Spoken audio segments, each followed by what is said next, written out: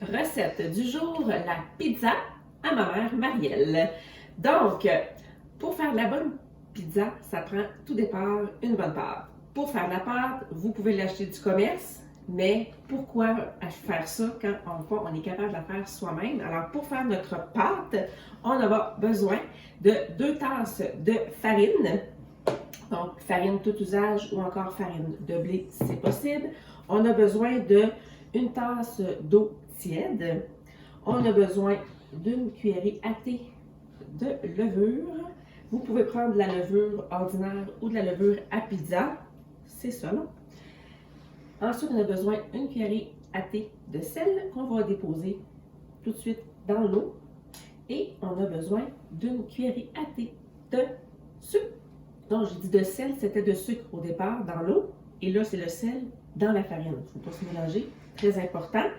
Pourquoi? Parce que ma levure a besoin, dans le fond, du sucre pour pouvoir devenir active. Alors, une fois qu'elle est dans mon eau tiède, je vais brasser pour être sûr que c'est bien dilué. Je vais ajouter ma levure sur le dessus. Je vais laisser agir, on dit à peu près en 2-3 minutes. Brassez pas, c'est pas une bonne idée, ça ne lèvera pas. Donc, vous faites juste la laisser comme ça, déposer.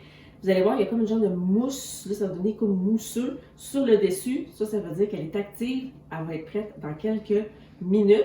On va mettre de côté pour le moment et tout ce qu'on va faire après, moi j'utilise mon extra chef. Vous pourriez faire aussi dans un grand bol à la main, c'est possible également. Il y en a qui vont utiliser le gros robot qui fait bien du bruit. Moi, c'est mon mini robot, mon gros robot manuel. Alors, je vais prendre ici ma farine avec mon sucre, mon sel. Je vais finir par le comme il faut. Mon sel ici, comme ça. Je mélange. Je vais ajouter à mon extra chef. Et une fois que mon mélange d'eau avec la levure va être prêt, je vais ajouter dans ma farine. Je vais fermer mon couvercle, donner quelques coups de hachoir. Ensuite, je vais pouvoir déposer sur mon comptoir ma préparation de pâte. Idéalement, on met toujours au préalable, je vais juste ici faire un petit peu d'eau, on met toujours au préalable, on farine notre surface de travail pour que notre pizza, notre pâte ne colle pas. Alors, bien évidemment, laissez reposer aussi votre pâte un petit 30 minutes, 1 heure, pour qu'elle puisse gonfler, un premier gonflage. Donc ici, j'en avais une de préparée. Celle-là, elle est à la farine de blé entier. Et elle a gonflé toute la nuit. Oui, c'est ça. Donc, elle va vraiment être parfaite. Ce qu'il faut comprendre aussi, moi, une technique que j'utilise beaucoup, c'est de préparer, dans le fond, ma pizza comme ça, ma pâte d'avance. Donc, je peux la congeler. Donc, avant qu'elle lève, je ne la fais pas lever. Je vais la mettre dans un garde-gel, dans un contenant qui va au congélateur. Je vais la mettre là.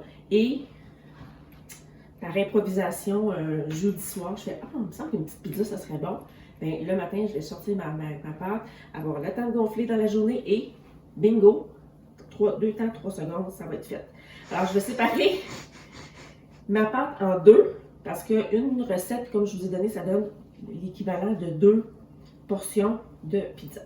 Et là, pourquoi je dis que c'est la pâte à Marielle, la pizza, c'est que nous, pendant le temps des fêtes, c'est comme notre petite recette d'entrée. Donc là, on ne parlera pas d'une pizza avec pepperoni, avec la pizza traditionnelle qu'on va manger normalement en termes de souper. C'est vraiment une petite pizza qu'on se fait en entrée. Et honnêtement, on est une gang de mouettes quand on fait cette pizza-là. On dirait que je ne sais pas pourquoi, elle est écœurante. Alors, ici, ce que je suis en train de faire, je suis en train d'abaisser ma pâte pour lui donner une texture mince. C'est préférable. Aussi, on veut pas, là, on n'est pas dans un concept de grosse pizza avec grosse croûte épaisse. On est vraiment dans un concept de pizza croûte mince. Donc, je vais l'étendre. La recommandation que je vous dirais, c'est, ça va être bizarre, là, mais faites-la pas ronde. Faites-la mince, mais en longueur. Pourquoi? Parce qu'on va la mettre en petites bouchées. Alors, c'est plus facile à couper quand elle est faite en long. On la coupe en deux dans le sens de la longueur, en petites bouchées dans l'autre sens. Et là, dans un plateau de service, les mouettes arrivent et je vous dis là, ça prend 3 secondes, il n'y en a plus. Il faut vraiment que tu sois proche, là, comme au McDo, bien proche, pour être sûr et certain d'avoir ta portion, sinon, c'est comme les frites, il n'y en a plus. Alors, je vais l'étendre comme ça ici, donc vous voyez, quand même assez mince. Et je vais venir mettre sur le dessus un petit peu de sauce pizza. Sauce pizza, honnêtement, vous pouvez la faire vous-même. Vous pouvez également l'acheter du commerce, c'est à votre goût.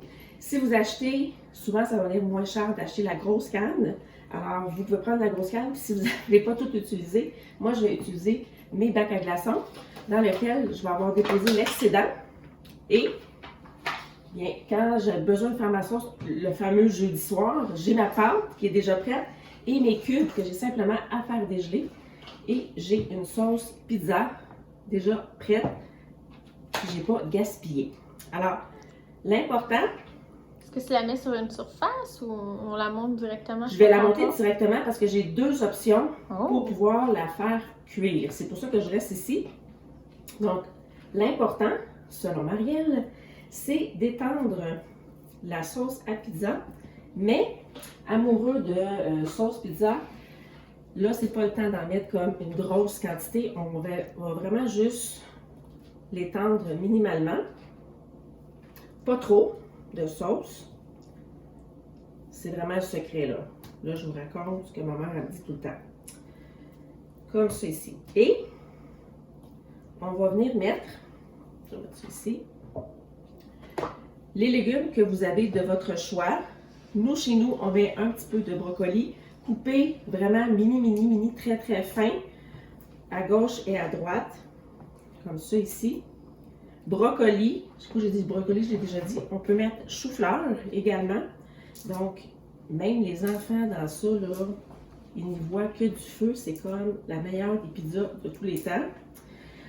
Donc, vous en mettez là, parcimonie à gauche, à droite, comme ça.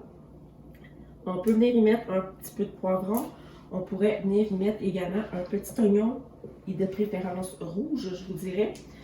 Et la recette secrète dans tout ça, là, je vais mettre un petit peu d'oignon dans mon... que je vais hacher finement. Donc ici, je vais le recouper dans un couteau que je n'ai pas pris. Oh. Ici, je vais le couper en deux, ça va être plus facile, parce que je n'ai pas besoin de beaucoup. Alors, comme ça. Hacher finement. Alors, je vais vous montrer ici comme ça. Je vais en mettre un petit peu. Maintenant, saupoudrer. Et la clé, on va y arriver comme ça. La clé, ça va vraiment être de venir mettre des fines herbes. Donc, idéalement, des fines herbes fraîches. Donc, ici, j'ai du thym. Ça pourrait être du basilic ou un peu d'origan.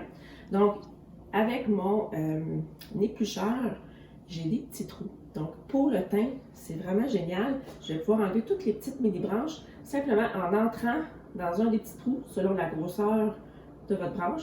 Je vais simplement tirer ici comme ça et je vais avoir un beau petit bouquet qui va se former tranquillement. On voit bien. Oh, j'ai un petit bouquet de thym. Voilà, voilà. Et là, encore là, il ne faut pas trop en mettre parce que sinon ça va être beaucoup trop goûteux. Mais je vais venir parsemer sur le dessus. Et ça va donner toute la beauté à la pizza. J'avais des feuilles de basilic ici que je pourrais venir hacher ou encore émietter là en... Si vous avez du basilic frais ou du basilic en séché, c'est parfait. Et ben, ça prend l'ingrédient magique, le fromage. On le voit pas ici. Le fromage. J'avais oublié de vous dire que ça prenait. On va y aller avec, on dit, un bon 2 tasses de fromage. Mais ça, c'est à votre goût. Ça peut être une tasse aussi. Alors, je blague. On est amateur de fromage. Vous en mettez. Si vous voulez varier, Vous pouvez mélanger fromage mozzarella avec fromage parmesan, fromage reggiano. C'est tout aussi bon, ça va donner la petite touche. Donc, je vous l'ai dit, vous pouvez utiliser le four traditionnel sur une plaque, c'est parfait. Plaque en silicone que vous pouvez également mettre votre pizza dessus. Vous faites cuire au four. Donc, on est à 400, plus c'est fort, mieux c'est. Ou encore, 400 pour 10, 15, 20 minutes, tout dépendamment, 30 minutes maximum. Vous allez gager là, en fonction de la couleur de votre pizza. Sinon, moi ici, j'utilise souvent, quand je veux que ce soit rapide, mon micro-grill. C'est comme l'équivalent d'un four, d'un barbecue pour le micro-ondes. Donc, je vais le faire préchauffer. Évitablement, la longueur de ma pizza ne fonctionne pas, alors je vais la couper en deux. Je vais la mettre dedans, dans mon micro-grill déjà préchauffé, en position cocotte.